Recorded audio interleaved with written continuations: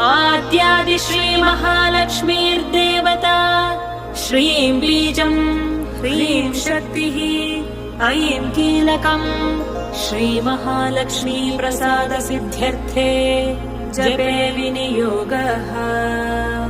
अथ ध्यानम्।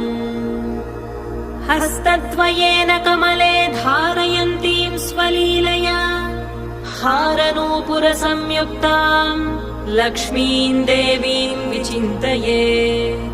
पीतवस्त्रां सुवर्णाङ्गीं पद्महस्ताङ्गजान्विताम् लक्ष्मीं ध्यात्वेति मन्त्रेण स भवेत् पृथिवीपतिः। मातुलिङ्गं गदां खेटं पानपात्रं च बिभ्रतीं नागं लिङ्गं च योनिं च बिभ्रतीं चैव मूर्धनि। वन्दे लक्ष्मीं परशिवमयीं